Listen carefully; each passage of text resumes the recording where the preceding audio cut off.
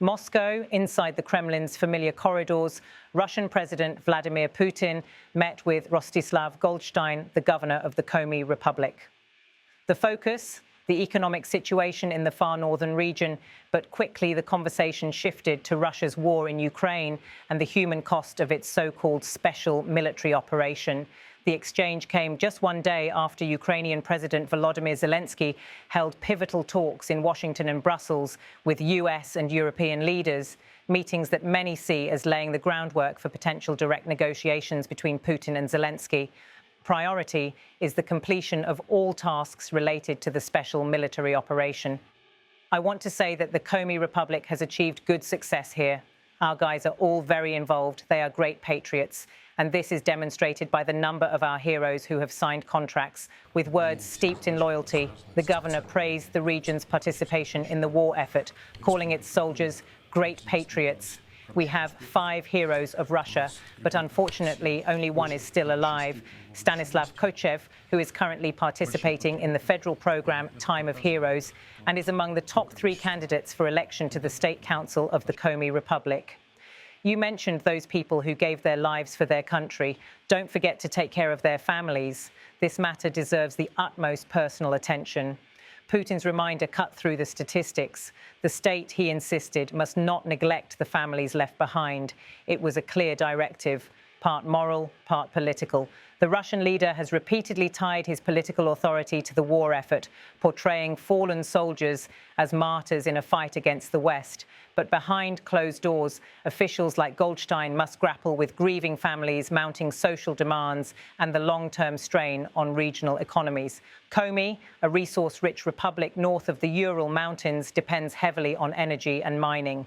Yet the war has reshaped priorities. Investments once destined for development are now diverted to support military programs and social compensation. Goldstein's task is delicate: balance wartime patriotism with the everyday needs of citizens facing rising prices and shrinking opportunities. The governor highlighted the federal program Time of Heroes, which aims to integrate decorated veterans into public life, sometimes as politicians, other times as community leaders. For Moscow, it is both rehabilitation and propaganda, turning battlefield service into civic legitimacy. But the reality on the ground often contrasts with the patriotic veneer. Widows and parents of fallen soldiers demand pensions, housing, and support for their children's education. The timing of Putin's remarks is striking. As Zelensky tours Western capitals seeking security guarantees and funding, the Kremlin projects an image of paternal concern. Analysts say this dual messaging is no accident. On the international stage, Russia signals openness to negotiations. At home, it doubles down on loyalty to veterans and their families, a vital political base in wartime Russia. European leaders, including Germany's Chancellor Friedrich Merz and France's Emmanuel Macron, have signaled cautious support for direct talks between Moscow and Kyiv. But for Putin, highlight. Over the past year, Russia has expanded state benefits for families of soldiers killed in Ukraine. Payments, housing privileges, and educational support are provided, though reports suggest delivery is inconsistent. Putin's demand to Goldstein reflects an awareness that dissatisfaction could grow if promises remain unmet.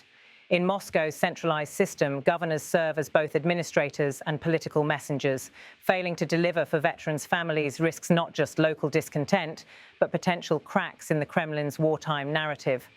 The timing of this meeting is also significant. Just 24 hours earlier, Zelensky had concluded talks with US President Donald Trump and European leaders, discussions that, according to officials, sought to prepare a framework for potential direct talks with Russia. Against this international backdrop, Putin's domestic message underscores contrast. While the West frames diplomacy as the next step, Putin signals continuity. The war effort remains, sacrifice is valorized, and loyalty must be preserved. This is the Kremlin's balancing act.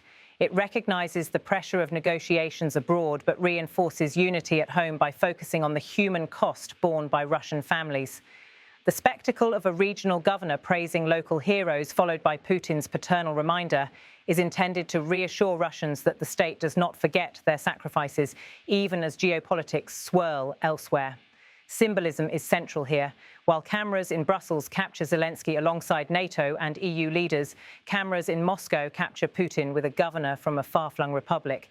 The juxtaposition is deliberate. On one side, Ukraine emphasizes diplomacy and alliances.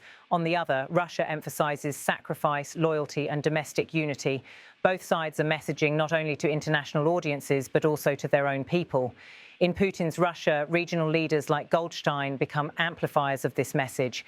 Their duty is not merely economic management, but ideological reinforcement. The governor's words about patriotism and contracts are carefully chosen to echo Kremlin priorities.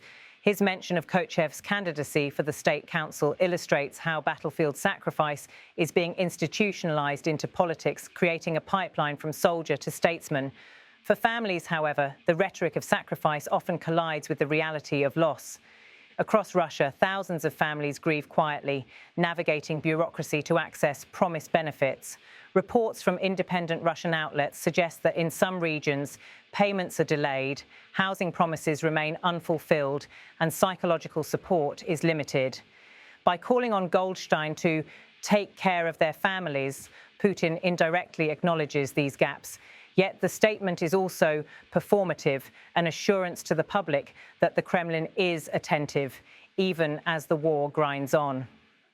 Such assurances matter in a society where open dissent is suppressed and where state television carefully curates images of patriotism and stability. The Kremlin knows that discontent among soldiers' families could become a rare source of social unrest, one it cannot afford. The broader context also cannot be ignored. The Komi Republic, though distant from Moscow, is emblematic of Russia's reliance on peripheral regions for manpower. Economically, Komi has been shaped by resource industries, coal, timber, energy. But politically, its young men are among those most likely to sign military contracts, drawn by patriotism, state pressure, or simply economic necessity. The war has thus tied regional economies and families directly to the Kremlin's geopolitical ambitions. Every soldier lost is not only a human tragedy, but a political equation, one that regional leaders must manage with care.